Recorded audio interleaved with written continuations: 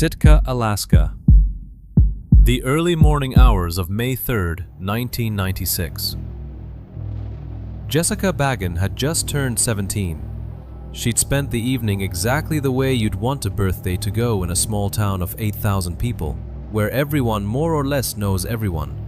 Surrounded by family at her sister's house, laughing, staying up past when she probably should have.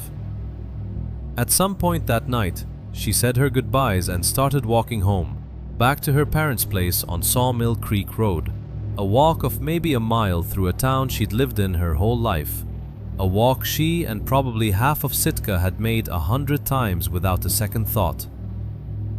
She never made it, and by the time anyone realized something was wrong, Jessica Baggin was already gone in a way that would take this small Alaskan town 24 years to fully understand. Her parents did what any parent does when a curfew slips by. They waited. They told themselves she'd lost track of time at her sister's, that she'd show up any minute with some ordinary explanation. When ordinary explanations stopped feeling believable, they called Sitka police. And what started as a missing persons report turned, over the following 2 days, into one of the most devastating searches this small community had ever organized. Search crews combed a bike trail that ran through the woods between her sister's house and her parents' home. The same route Jessica would have walked that night.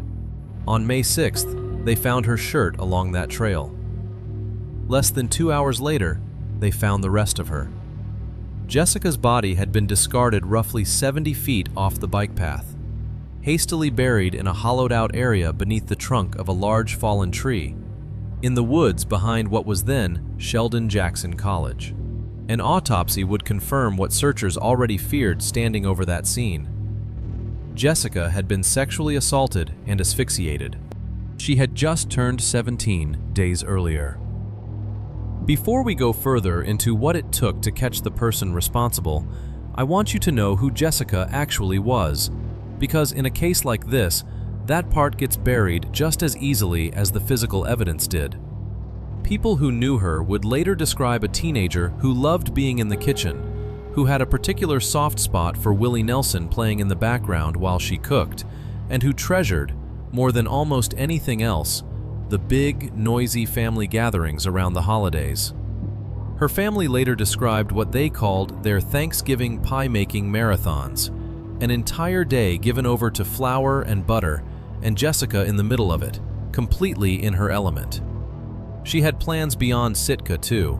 She wanted to study photography, and she was looking at programs in Arizona, already imagining a life that would eventually take her somewhere far warmer and far bigger than this small town on the edge of the Alaskan coastline.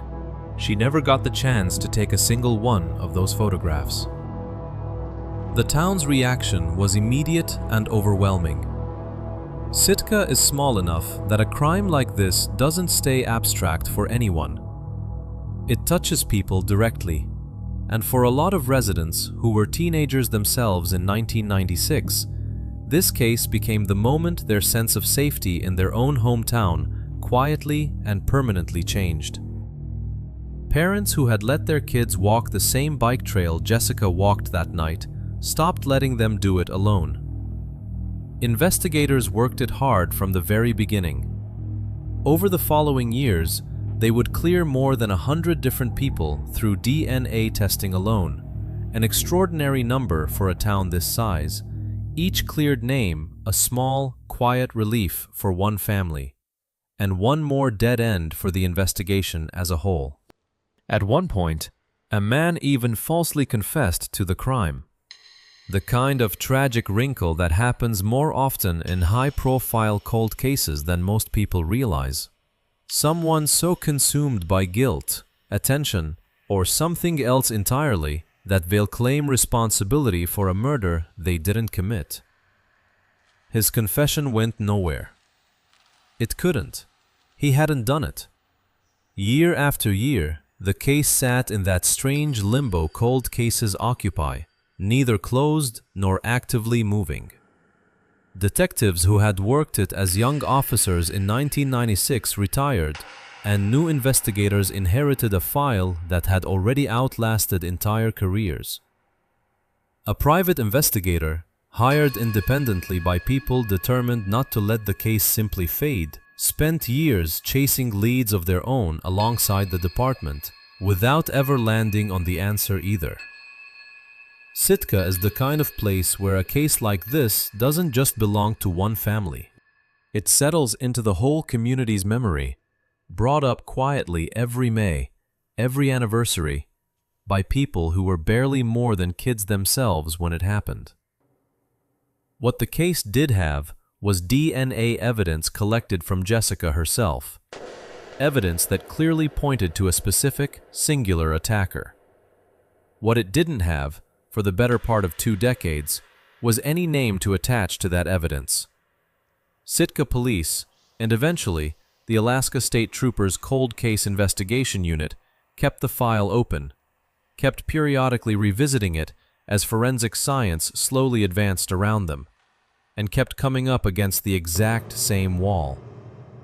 A genetic profile with nowhere to go. That began to change in September of 2018, when investigators sat down to discuss a technique that at the time was still relatively new to law enforcement: genetic genealogy. The Alaska State Scientific Crime Detection Laboratory reviewed the DNA evidence collected from the original 1996 investigation and determined there was enough usable genetic material to generate what's called a SNP profile, a far more detailed genetic snapshot than older DNA testing could produce, and one specifically suited to comparison against the kind of consumer genealogy databases regular people use to research their own family history. That profile was sent to Parabon Nanolabs, one of the pioneering firms in this exact kind of work. In February of 2019, the profile was uploaded into public genealogy databases, the same databases people use to trace great-grandparents and long-lost cousins. And the slow, painstaking process of building a family tree backward from an unknown DNA sample officially began. It took the rest of that year. Investigators worked through matches, half-matches, distant cousins, building out branch after branch of a family tree that had no idea it was being constructed at all. Each new relative narrowing the pool of possible suspects a little further. There's nothing cinematic about this part of the process, whatever true crime shows might suggest. It's marriage records and obituaries and census data, cross-referenced patiently for months. The same quiet archival work a hobbyist might do, tracing their own ancestry on a Sunday afternoon. Except every branch of this particular tree existed for one purpose only: to find the person who killed Jessica Baggin. By the end of 2019, that process had produced a name: Steve Branch, a man who had lived in Sitka at the exact time of Jessica's murder. And here is where this case takes a turn that I still find difficult to sit with, even now. While reviewing Branch's history in Sitka, investigators discovered something that had been sitting in old department records the entire time. In March of 1996, only a few weeks before Jessica was killed, the Sitka Police Department had investigated Steve Branch for sexually assaulting another teenage girl. He was indicted and arrested for that assault in June of 1996, in the same stretch of months as Jessica's murder. And in 1997, at trial, he was acquitted. Read that again for a second. The same man who would eventually be identified as Jessica's killer had already been investigated, arrested, and put in front of a jury for assaulting a different teenage girl in that exact same small town, in that exact same handful of months, and he walked out of that courtroom a free man. There was no DNA test sophisticated enough in 1997 to connect the two cases. No database that could have flagged the coincidence. Nothing beyond human memory and paperwork to link one investigation to the other. And human memory and paperwork simply weren't enough. Nobody connected the two cases at the time. There was no reason to, not with the forensic tools available in 1997. He simply continued living his life in Sitka for over a decade afterward, working, existing, presumably running into people around town who had no idea what he'd been accused of, let alone what he'd actually done. Until, in 2010, he packed up and moved across the country to a small town in Arkansas, leaving Alaska and everything he'd done there behind him. Genetic genealogy had given investigators a name. It could not, on its own, give them a conviction. For that, they needed Branch's actual DNA, collected fresh, compared directly against the evidence from 1996.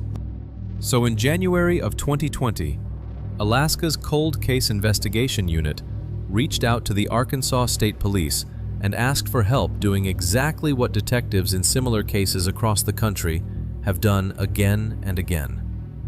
Quietly obtaining a discarded DNA sample from an unsuspecting man living out an ordinary life, thousands of miles from the crime he'd left behind.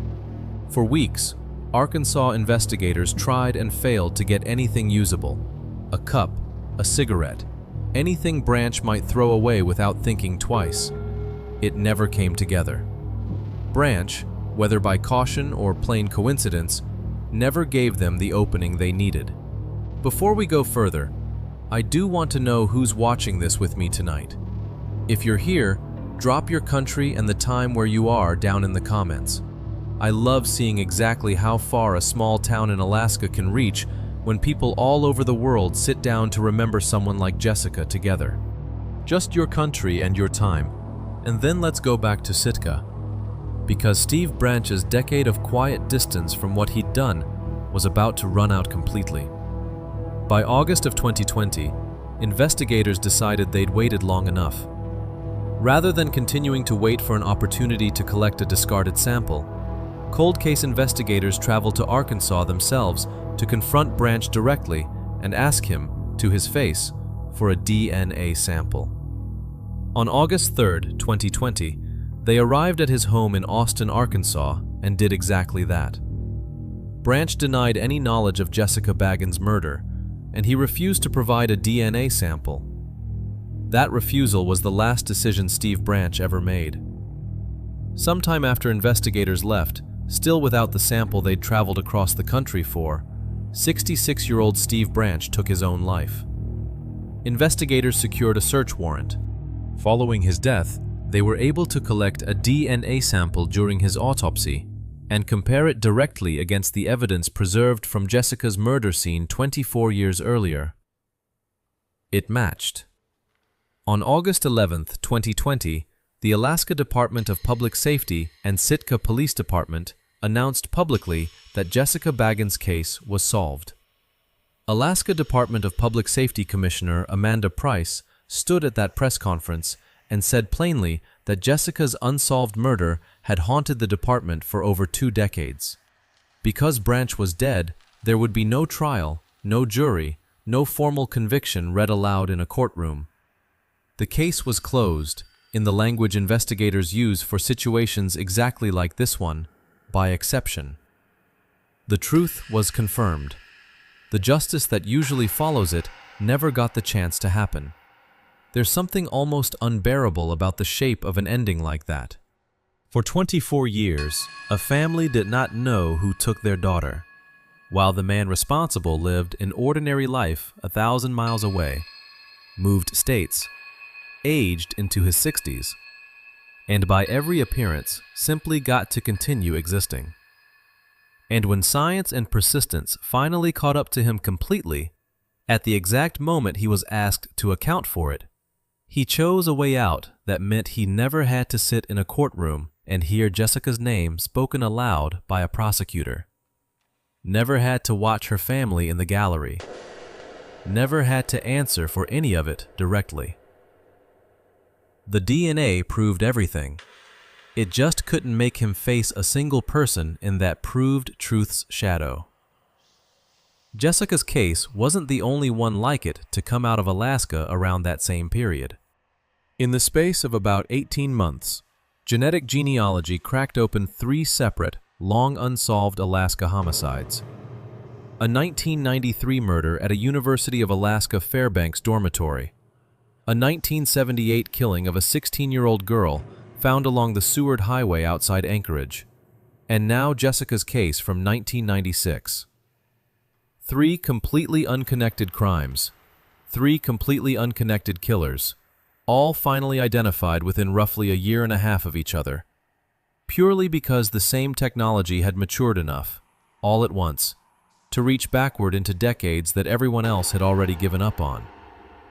3 separate Alaska families who had spent between 24 and 42 years not knowing, all getting some version of an answer within the same short window of time, as if an entire state's worth of grief had been waiting behind the exact same locked door for the exact same key to finally arrive. It says something almost strange about how forensic science actually progresses. It doesn't move case by case. It moves in waves. And when the wave finally arrives, it can wash years of grief loose all at once. In towns that had stopped expecting any answer at all. Jessica Baggin was 17 years old for exactly a few days. She spent the last night of her life exactly the way a birthday should be spent, surrounded by the people who loved her, walking home afterward through a town so small and familiar that the idea of danger on that walk would have seemed almost absurd to her. She never got to study photography. She never got to run her own Thanksgiving pie-making marathon as an adult, passing down whatever her family had passed down to her. She would have turned 41 the year her case was finally solved. An entire adult lifetime she never got to live, measured out quietly against the birthday she never got to have again. For 24 years, the man responsible carried on with an entire second half of a life she never got, right up until the exact moment someone finally asked him to account for it, and he decided, even then, that he would rather disappear than answer for what he'd done. Her family waited nearly a quarter of a century for a name. What they got, in the end, was a name without a courtroom, a truth without a trial, and a case finally closed in the only way it could be, once the man responsible for it decided he'd rather stay silent forever than speak once, honestly, in front of the people he'd hurt. Rest in peace, Jessica Baggin. See you in the next case.